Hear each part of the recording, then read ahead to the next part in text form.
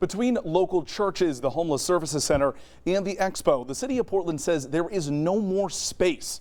But asylum seekers keep coming anyway. Those we spoke with say the reason is because Maine now has a reputation for generous services. Angola, Brazil, Panama, Nicaragua. Matala Kenda is from the Congo. His months-long journey to Maine began by flying from Angola to Brazil and then walking through Central America.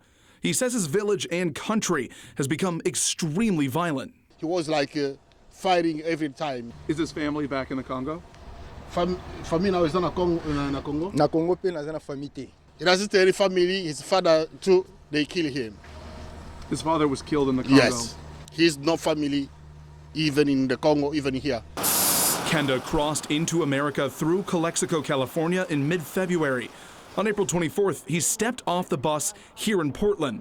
He was picked up by Sergio DaSilva, a former asylum seeker living in Westbrook. Kenda had gotten in touch with DaSilva's brother, who still lives in the Congo, his brother encouraging him to come to Maine. They told me if you go to the Maine, they will receive you. That's all Kenda knew about Maine.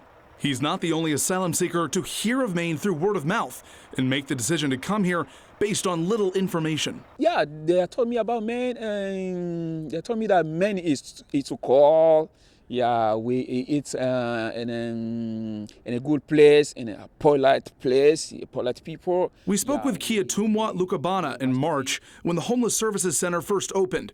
He did not say who told him to go to Maine, but he quickly found the shelter he was moved to filled up fast, mostly with asylum seekers. It's not easy to find a place to live in. Yeah. There really is no place for people to go when families are newly arrived in our city. Michelle Lamb with Maine Family Promise is helping house some asylum seekers in Portland churches. Portland, Maine has a reputation of being kind of a safe haven that you can come here and start over, and we have good schools, people are friendly, you can, find housing. Unfortunately, that is becoming a bit of a myth that you'll be able to find housing. There's a feeling that Portland in particular is saying, come here, we'll welcome you, we'll take care of you. Back in March, Senator Collins sent a letter to the Department of Homeland Security urging them to stop the flow of asylum seekers to Maine. Maine's always been a very welcoming state, but this influx is just straining our capacity. She asked DHS to only allow people to come to Maine if they had a verified address where they could live.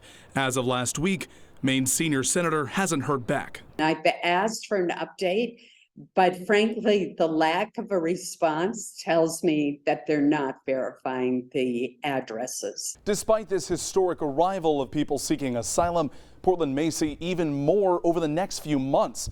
1 week ago, Title 42, a pandemic-era policy that allowed the U.S. to turn away asylum seekers on the basis of public health, came to an end. In studio, I'm Owen Kingsley.